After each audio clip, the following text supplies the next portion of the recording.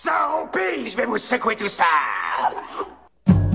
On est là parce qu'il vous faut les meilleurs, des meilleurs, des meilleurs, monsieur. Minable. Minable. Fred! Minable. T'as intérêt de me le dire tout de suite! Méga minable. Fais chier, Fred! Oh, le con va s'en mettre des malades. Qu'est-ce de merde? Edgar, on dirait que t'as la peau qui flotte. Vous êtes vraiment une dégueulasse. D'en haut. Fais chier! Jamais vu de super personne. Bonjour, bonsoir, bon appétit ou bonne route. Dans tous les cas, bienvenue dans notre podcast du troisième type. Nous, on est les Soirées du troisième type, une association cinéphile basée à Lille, qui a pour unique objectif de partager sa passion pour le cinéma avec vous. Ce qu'on aime, c'est vous retrouver au cinéma l'univers pour visionner et débattre, mais aussi à la guinguette de la paix pour parler techniques d'analyse et manipulation d'images. Aujourd'hui, on lance donc notre premier podcast où je vais avoir le plaisir d'accueillir mon bon ami JB, qui nous parlera aujourd'hui de Minuit dans l'univers de Georges Clooney. Come in, Ether. This is Barbeau Observatory. Are you receiving this? Is anyone out there? This is Ether. Does anyone copy? We're not receiving anything. That puts our last contact with Mission Control at 3 weeks. Why is it so quiet? That's Ether. It's a spaceship that we hoped would be our future. I have to warn them about the conditions on Earth. Salut JB. Salut. Alors JB, tu souhaites aujourd'hui revenir sur Minuit dans l'univers, qui est le 7e film de l'acteur Georges Clooney, qui est sorti sur Netflix en décembre dernier. Alors on l'a vu ensemble, on a à peu près le même avis sur le film. Tout d'abord, est-ce que tu veux bien nous le résumer succinctement ? Ouais, je viens de biter que tu m'avais appelé mon bon ami. Oui, alors, Minuit dans l'univers, donc c'est le dernier film de Georges Clooney. Alors, c'est l'adaptation d'un livre éponyme que je ne connais pas, que j'ai pas lu. C'est une histoire de science-fiction, avec un concept qui est assez semblable à pas mal d'autres sortis dans des films ou des livres récemment, à savoir que ça se passe dans un futur relativement proche, dans lequel la Terre est devenue inhospitalière, après une guerre ou quoi, c'est pas très très clair dans le récit, a priori c'est une guerre. Il y a une mission spatiale à bord d'un vaisseau qui s'appelle Ether, qui est parti il y a un petit moment maintenant vers un satellite de Jupiter qui serait potentiellement habitable pour la vie terrestre, dans l'idée de faire un second foyer. Dans l'intervalle, donc, la planète devient vraiment inhabitable, et Georges Clooney joue un scientifique qui s'appelle Augustin Lofthouse, nom complètement pourri, je trouve, enfin bref, c'est sûrement comme ça dans le bouquin, qui est un astronome très très important, qui est à l'origine, si je me trompe, de la découverte de ce satellite K23 autour de Jupiter, oui, dans lequel ils font route, Mm. et qui lui est resté en arrière et qui rumine ses vieux jours dans un observatoire tout seul, parce que tout le monde est parti s'abriter, se cacher dans des abris antinucléaires. Et lui, il a décidé de rester parce qu'il a un cancer en phase terminale, qu'il est très malade et qu'il Voilà. voyait pas l'intérêt d'essayer d'aller se planter sous terre alors que dans tous les cas, il va mourir. Voilà, donc c'est quelqu'un de vraiment diminué, dont on comprend clairement au début du film qu'il a perdu goût à la vie, en fait, vraiment aucune foi en l'avenir, qui est tout seul dans cet observatoire. Et quand il obtient des nouvelles donc de ce vaisseau Ether, dont il apprend qu'il l'a exploré, qu'il a trouvé K23, qu'il l'a exploré et que maintenant il fait route vers la Terre pour revenir sur Terre, là maintenant, tout l'enjeu du film, ça va être pour lui de faire une course contre la montre pour arriver à un autre observatoire avec un matériel un peu plus pro, Ouais, performant. plus Plus en performant. hauteur, il me semble. Plus en hauteur, c'est possible aussi. Pour pouvoir envoyer un message de prévention à ce vaisseau pour leur dire de ne pas revenir, parce que concrètement, il n'y a rien qui les attend sur Terre, sinon la désolation. Donc voilà. Et autre élément important, à partir de 20 minutes, même pas 15 minutes de film, il se rend compte qu'il y a une petite fille qui a été oubliée. Voilà. Donc on vous spoil pas plus que ça, mais il y a une petite fille qui a été oubliée dans la base avec lui, donc il a cette petite fille qui l'accompagne pendant tout le film. Voilà, Une enfant. Et qui est mutique, ce qui est quelque chose qu'on n'a jamais vu avant dans un film. Ah. et dont on se demande ce qu'elle fait un peu là, et qui va forcément être synonyme pour le personnage de redécouverte de soi, de lien avec son passé, de retrouver la foi en l'avenir, etc. Alors pour moi le film il a été une grosse déception parce que je suis une grande fan du genre, j'aime beaucoup la science-fiction, j'aime beaucoup tout ce qui est vaisseau spatial sympathique, d'ailleurs le vaisseau m'a pas trop déplu mais voilà, le film a quand même été une grosse déception. Mais toi qu'est-ce que t'en as pensé? Moi j'aurais du mal à dire que c'était une déception parce que j'en attendais vraiment pas grand-chose, voire rien du tout. Pour deux raisons précises. La première c'est parce que c'est une distribution Netflix. J'ai arrêté un peu de mettre beaucoup d'espoir dans les grosses sorties, enfin même les petites, tu me diras, Netflix. Hormis quand il y a vraiment un cinéaste à la barre pour qui j'ai beaucoup de respect. Je pense par exemple à Cuarón pour Roma il y a 2 ans. Marriage Story, c'était sur Netflix aussi. Voilà. Enfin, quand c'est vraiment des cinéastes comme ça, là en l'occurrence Baumbach, que je suis de près, dont j'apprécie le travail. Que ça sorte au cinéma ou sur Netflix, à la limite, ça me dérange pas énormément. Mais disons que le tout venant Netflix m'indiffère relativement. Même quand il y a marqué Clooney dessus, et ce qui me porte à la deuxième raison pour laquelle j'attendais rien de ce film, c'est que Clooney réalisateur, c'est pas ouf. Donc Clooney acteur, bon, on aime ou on l'aime pas. Moi, je trouve que c'est un mec qui fait un peu tout le temps la même chose, mais enfin, qui le fait bien. Qui est sympathique, ouais. Il s'est quand même racheté une conduite, je trouve, depuis les Robin. Mais Clooney réalisateur, c'est un peu plus compliqué, je trouve. C'est plus vraiment ce que c'était. Et donc là, comme on disait dans l'intro, c'est son 7e film. Et c'est plus vraiment ce que c'était, ou en tout cas ce que ça a été, une fois. En l'occurrence, pour son premier film, qui s'appelle Confession d'un homme dangereux, qui est sorti en 2002 déjà. Et que je vous recommande de regarder si vous l'avez pas vu parce que c'est vraiment un très bon premier film. Ce serait donc l'exception dans la filmographie de Clooney. Et voilà, en fait, c'est un film qui était vachement inventif, plein d'idées, et avec Sam Rockwell qui était très très bien en premier rôle dedans. Sam Rockwell quoi. Voilà, quelque chose qu'il a pas trop eu par la suite quand même, des premiers rôles à part Moon peut-être. Et ouais, un film qui était plein de promesses, qui n'ont vraiment pas été tenues, je trouve, par la suite de sa filmographie en tant que réalisateur.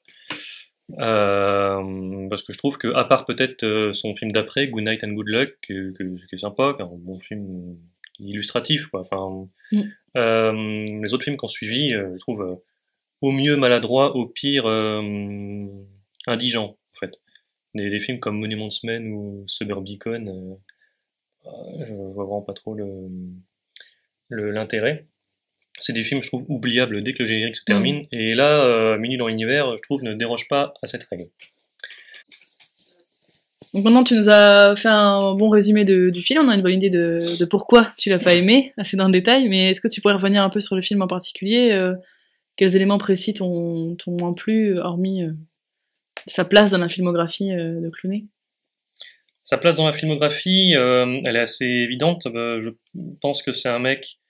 J'ai dit hormis sa place dans la filmographie de Clooney. Ah, pardon. Non, c'est intéressant, je trouve, d'en parler, en fait, de sa place dans sa filmographie. Ouais, parce que, effectivement, aussi, bien que je trouve que sa filmographie soit pas particulièrement impressionnante, elle est vachement cohérente dans le sens où c'est un mec, je pense, c'est un de ces mecs dont la première qualité, c'est de savoir très bien s'entourer. Et Clooney, on sait qu'il a très régulièrement tourné pour des mecs comme Soderbergh ou les Cohen ou des gens comme ça avec qui il est ami, et ça se voit clairement dans ses films qu'il apprend d'eux, en fait, qu'il s'inspire largement d'eux, pour pas dire plagier parfois. Et autant des films comme Suburbicon pouvaient vraiment paraître comme aujourd'hui j'essaye de faire mon propre Cohen, mon propre film des frères Cohen. Et là, Minuit dans l'univers, ça fait vraiment... j'ai passé plutôt une bonne expérience sur Gravity, alors je vais essayer de faire le mien. C'est un peu l'effet que ça donne, et l'effet que ça a fait à pas mal de monde apparemment, parce que les critiques qui reviennent le plus souvent sur ce film, j'ai l'impression, c'est le fait que il a beau être bien gentil, bien joli, il n'arrive pas à faire oublier les nombreuses autres productions qui se passent dans l'espace, qui sont sorties ces dernières années, et il y en a beaucoup. Il y en a beaucoup, et d'autres autrement plus marquantes que celle-ci. Auquel tu penses en particulier? Gravity, du coup, en premier. Je pensais beaucoup à Sunshine en voyant ce film, notamment dans dans le design du vaisseau qui est longiligne. C'est pareil, en fait, tous ces films se ressemblent un peu beaucoup, je trouve, dans le sens où ils ont toujours un équipage très très riche, avec plein de personnages plus ou moins bien contourés. Sunshine, je pensais beaucoup à ce film-là pendant le visionnage parce que l'enjeu de Sunshine, comme Une nuit dans l'univers, c'est vraiment vers quel avenir on tend, quoi. Est-ce qu'il reste encore de l'espoir dans l'univers ou quoi? Et je trouve que Danny Boyle se faisait un bien meilleur travail sur ce film-là que là Clooney ici. On sent vraiment qu'il marche sur les traces de géants et il n'arrive pas du tout à suivre. Le film est assez long. Non pas qu'il te fasse passer un mauvais moment, mais c'est plutôt le genre de film que tu oublies dès que tu éteins la télé. Oui, quoi. c'est vrai. Y a aucune pas, image marquante ou séquence qui vont te rester. Il n'y a aucune image marquante, il n'y a aucune séance qui vraiment sort du lot. Il y a même plutôt l'inverse, il y a des séquences qui te sortent en fait de l'immersion, je trouve, parce que les effets spéciaux sont ce qu'ils sont. Ils sont pas géniaux. Je connais pas trop le budget du film, mais enfin. Je pense qu'il est conséquent. Il y a l'air d'avoir du fric un peu à l'écran quand même, mais il y a des choses. Je pense notamment à la partie sur Terre, c'est dans l'Arctique ou l'Antarctique? Je ne sais pas. l'Arctique. Je crois que c'est au pôle Nord. Je crois. Des parties un peu d'action avec Clooney et la petite fille. Ah oui, sous l'eau là, qui sont vraiment très laides. Quand la glace se casse la nuit, la lumière est pas logique non plus. C'est une séquence qui est relativement laide. On dirait une nuit américaine, alors que je pense pas que ça l'est, ça doit être tout du CGI. Et puis le découpage est vraiment pas efficace. Oui, justement, quand on pense à Sunshine, qui était en 2017, donc bien longtemps avant, 2007, pardon, qui lui reste encore très beau. C'est un film qui reste extrêmement actuel. Sûrement avec un budget qui était bien moindre que celui-là. De par son propos et de par sa forme, qui avait une forme beaucoup plus dynamique, organique que celui-ci, qui fait vraiment plan-plan, sceptisé. Qu'il y a aussi aucun personnage qui est mémorable dans l'univers. Comme tu dis, dès qu'on éteint le film, t'as aucun personnage qui va rester un peu avec toi parce qu'il était sympa, ou parce qu'il était touchant, ou parce qu'il était émouvant, ou quoi que ce soit. Rien, tu les oublies, même leur prénom, tu t'en souviens pas. De toute façon, ils ont des prénoms moches pour la plupart. Mais c'est vraiment le degré zéro de l'écriture.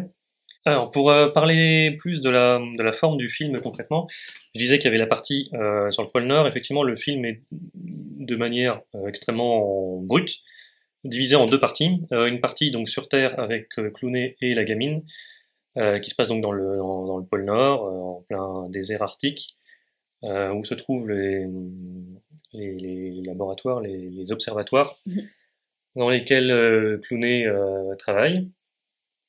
Et donc lui, son but, c'est d'arriver le plus vite possible au grand observatoire plus en altitude pour pouvoir leur envoyer un message au vaisseau. Et du coup, la deuxième partie, qu'on voit en parallèle, c'est ce qui se passe dans ce vaisseau-là, le vaisseau Ether, qui revient de Jupiter, qui fait route vers la Terre.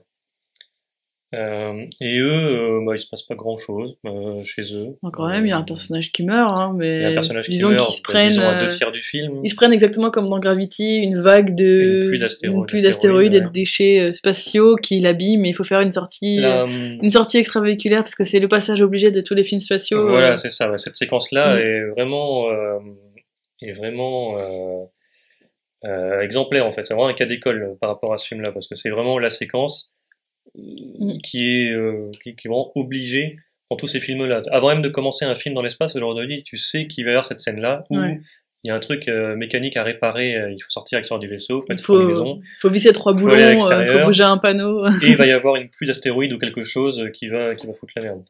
C'est un peu fatigant. On peut pas vraiment en vouloir à Clooney parce que c'est un genre qui est en passe d'être vraiment en gros embouteillage, je trouve. On en a vraiment soupé quand même pas mal ces derniers temps.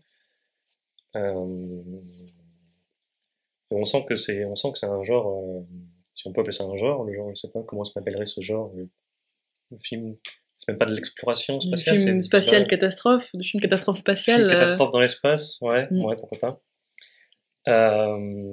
Si on peut appeler ça un sous-genre, du coup, c'est vraiment un sous-genre qui est vraiment dans l'impasse, je trouve. Et c'est pour ça que c'est un peu inconscient, je trouve, de continuer à vouloir faire des films comme ça, vraiment selon la même formule aujourd'hui. Mais bon, après, là, ils ont l'argument que ce soit une adaptation de bouquin, je suppose. Mais on voit pas vraiment, ça te donne pas envie de lire le bouquin, quoi. Tu vois pas en quoi ça diffère, tu vois pas en quoi tu devrais t'intéresser à ce truc-là, plus qu'à toutes les autres histoires, tous les autres récits qui se passent dans l'espace qu'on a pu voir récemment.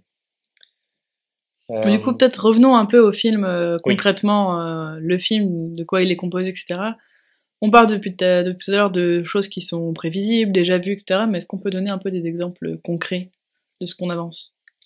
Eh ben oui, très très rapidement dans le film, Clooney qui se pense seul dans cet observatoire déserté là, fait la rencontre d'une gamine dont il finit par comprendre qu'elle s'appelle Iris, qui apparemment s'est cachée d'une manière ou d'une autre dans les placards et qui vit avec lui. Une gamine muette, donc, enfin par choix.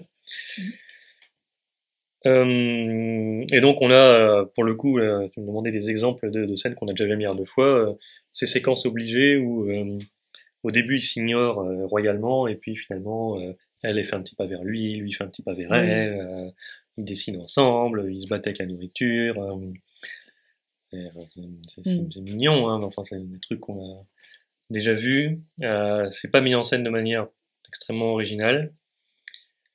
Et surtout, comme le film il passe quand même pas mal de temps au début à te mettre vraiment dans la, comment dire, dans la routine à la fois géographique mais aussi mentale du personnage de George Clooney, vraiment à te montrer que c'est un mec en fin de vie qui a vraiment perdu tout espoir en l'avenir, en l'humanité, etc.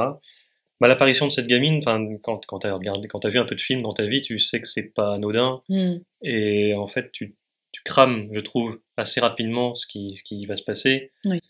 Et parce qu'il faut savoir qu'en parallèle de tout ça, on a aussi des flashbacks. Oui. On a peut-être 2 ou 3 flashbacks sur la jeunesse du personnage de Clooney, Augustine, qui rencontre une femme, alors faut comprendre qu'il y a une romance entre eux.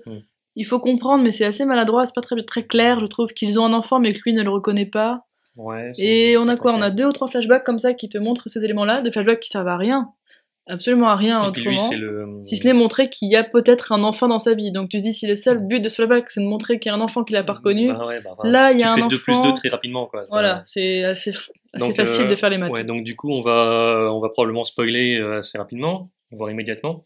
Mais enfin effectivement, vers la fin du film, on comprend que cette gamine-là n'était que le fruit de l'imagination de George Clooney et qu'en fait c'est la fille qu'il a eue quand il était plus jeune, du coup à l'époque de ses flashbacks, et cette fille-là est aujourd'hui donc le personnage de Felicity Jones, qui est le capitaine du vaisseau Ether. Bon, ça c'était vraiment pas la peine de le mettre pour la peine, pour le coup c'est vraiment quelque chose qui est dit comme ça sur les dernières minutes et ça n'a aucun intérêt que le Felicity Jones soit sa fille, n'a aucun intérêt. Par rapport au reste du scénario, ça n'a aucun impact.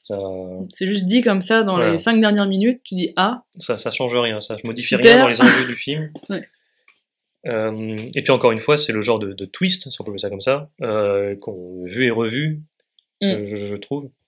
C'est vraiment pas le genre de choses qui ajoutent à ton expérience en tant que spectateur, quoi. C'est même l'inverse, en fait. Tu te dis, ah bon, c'est encore ce truc-là, c'est encore ça qu'on nous resserre. Bon, il y a aussi quelque chose qu'il faut savoir, c'est que toi et moi, on est tous les deux très fans de bande originale de films. C'est peut-être 50% de la musique qu'on écoute, ça se trouve être de la bande originale de films. Et on aime, moi je suis quelqu'un qui apprécie le travail d'Alexandre Desplat, notamment chez Wes Anderson. Je trouve que c'est quelqu'un qui fait du très bon travail dans plein de ses œuvres. Il a eu plusieurs Oscars qui étaient mérités. Il a fait des BO sympathiques ces dernières années, ouais. Et donc là, la musique est de Desplat, et autant toi que moi, pendant tout le film, on avait un peu des gémissements de n'en plus pouvoir de douleur, oui. De douleur de la musique, qui était gros sabots, qui était beaucoup trop présente, beaucoup trop lyrique pour des scènes qui n'avaient pas besoin de l'être. Lyrique, c'est c'était un peu gênant. Parce que moi, je trouvais que c'était vraiment le béaba, quoi, le fond du panier. Ouais, donc si vous n'avez pas encore vu le film, je recommande vraiment si jamais notre podcast vous encourage à le faire, de vous concentrer sur la musique, parce que moi j'étais vraiment confondu pendant ce visionnage. de constater à quel point cette musique, d'autant plus une musique de déplaque, quand même, effectivement, comme tu disais, un compositeur qui est un peu reconnu quand même, Bah oui. qui a été bateau, à souhait, vraiment pleine de platitudes, et non seulement ça, mais en plus mal accolé, je trouve, au film, vraiment un peu à des mauvais moments, ou alors ça correspondait pas vraiment à l'énergie, à l'émotion de la scène. Je sais pas. Mais après, c'est peut-être moi, je sais pas, j'ai l'impression de me faire ce genre de réflexion de plus en plus devant les films. Non, là, c'était pas que toi. J'ai l'impression d'avoir des réactions de plus en plus de rejet, en fait, un peu épidermiques à des BO un peu trop présentes dans les films. Je trouve qu'en général, ça dessert un peu la forme du film. C'est tout un art, hein, de bien allier bande-son et film. C'est quelque chose qui se fait avec beaucoup de doigté et qui l'est peut-être pas beaucoup récemment. Oui. Ouais, mais je sais pas, c'est quand... Bah, après, on dévie un peu du film, mais enfin, quand on est dans une démarche un peu de cinéphile, tu vois, quand on regarde vraiment beaucoup de films de différentes époques, de différents horizons, au bout d'un moment, on se fait la réflexion que la musique est pas un élément constitutif vraiment nécessaire, obligatoire, je trouve, dans un film. Là, pour le coup, je serais pas d'accord. Je serais pas d'accord. Non, mais il y a des BO qu'on adore, tu vois, il y a des films dont on adore la musique, qui font vraiment partie organique de ce film. Non seulement on adore la musique, mais si elle était pas là, le film serait absolument pas le même. Ouais, non, mais évidemment. Mais je trouve qu'il y a beaucoup de contre-exemples de films qui pâtissent de la musique et de scènes, de films, de bons ou mauvais, hein, mais de scènes qui gagneraient, je trouve, à ne pas avoir de musique. Je trouve que la musique, parfois, vient trop surligner des émotions. Ici, c'est... Et encore ici, je dirais même pas que ce soit le cas, parce que déjà, il n'y a pas beaucoup d'émotions, je trouve, à surligner dans ce film, tellement c'est un peu l'électroencéphalogramme plat. Et comme je disais tout à l'heure, je trouve pas que la musique corresponde vraiment à ces émotions-là en particulier. Oui, c'est plutôt ça le problème, je pense. C'est plutôt que la musique soit pas la bonne à ce moment-là, ou qu'elle soit mal utilisée à ce moment-là. Parce que des musiques qui accompagnent le sentiment et qui l'agrandissent, enfin je sais pas, je pense à la scène de fin d'E.T. qu'on adore tous les deux, où la musique elle est à fond, c'est les cordes qui vont à fond, qui montent jusqu'au départ du vaisseau. Tu sais bien que c'est un exemple particulier, parce que la musique elle a été faite en osmose complète avec oui, justement, mais c'est ce qu'on dit. Du coup, je pense que c'est pas tant la qualité de la musique elle-même que la manière dont elle est accompagnée avec le film, en fait. Ça me dérange pas du tout d'avoir une musique très lyrique, très forte dans des scènes comme ça, par exemple. Ouais, encore une fois, c'est un exemple particulier. C'est vraiment un problème de fabrication, en fait, de la manière dont le film est pensé. Effectivement, quand la musique est pensée comme un membre du film à part entière, évidemment, là, ça peut très bien fonctionner. Comme ça fonctionne très bien dans des dizaines de films qu'on adore, toi et moi. Là, en fait, on écoute la musique, que ce soit dans le film ou en la réécoutant après sur YouTube, et puis, en fait, limite, on voit des plats dans sa petite cabine à qui on vient de demander bon, maintenant il faut que tu nous fasses 4 morceaux. Bon, alors là c'est le moment où il y a un peu d'action, là c'est le moment où il faut sortir un peu les violons. Enfin, là on voit les étoiles. Voilà, c'est un peu tristoun, je trouve. Alors peut-être pour conclure, est-ce qu'on a quand même des choses positives à dire sur Minuit dans l'univers?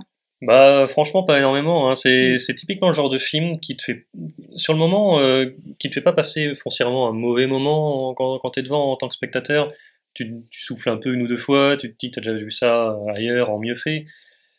Mais c'est vraiment le genre de film où plus t'y repenses par la suite et plus tu dis mais en fait c'était vraiment une perte de temps intégrale. Je retiens rien de ce film. Je suis pas sûr de vouloir connaître le budget de ce film parce que c'est vraiment un peu de l'argent par les fenêtres. Dans le sens où, encore une fois, c'est un film qui invente rien, qui te montre que des choses que tu as déjà vues, mieux faites ailleurs. Et puis, ouais, qui prend un peu le spectateur pour un idiot, quoi. Avec ses retournements de situation et ses révélations qui n'en sont pas, qui n'ont aucun impact sur le reste de l'histoire. Et puis, que tu as déjà vu ailleurs, encore une fois. Donc des choses positives, non, c'est un peu compliqué. Je suppose que Clooney fait pas un trop mauvais travail en tant qu'acteur. Felicity Jones est sympathique aussi, mais c'est Felicity Jones, elle est sympathique quoi qu'elle fasse. Elle est sympathique, mais enfin, c'est à peine un personnage qu'elle a. De toute façon, tout cet équipage-là, c'est un peu des personnages invisibles, je sais pas. Et puis c'est ce genre de film, ce genre de scénario aussi où dès qu'un personnage parle un peu trop de lui-même, dès que t'en sais un petit peu trop sur lui, sur son background, tu sais que la séquence d'après il va crever et ça manque pas. Donc des choses positives, non, c'est un peu compliqué. C'est vraiment, pour l'instant, de ce début d'année, c'est un des films les plus oubliables que j'ai vu. C'est ça, vous passerez pas un mauvais moment, mais vous l'aurez oublié en coupant Netflix. Ouais. Comme beaucoup d'autres distributions Netflix, il faut le dire. Ok, bah, merci Jean-Baptiste pour avoir participé à notre tout premier podcast du troisième type. Mais de rien. On espère qu'il vous a plu et on vous dit à bientôt pour la suite avec d'autres intervenants et à très bientôt dès que les cinémas rouvriront pour notre prochaine soirée très attendue Terminator qui aura lieu à l'Univers à Lille dès que possible.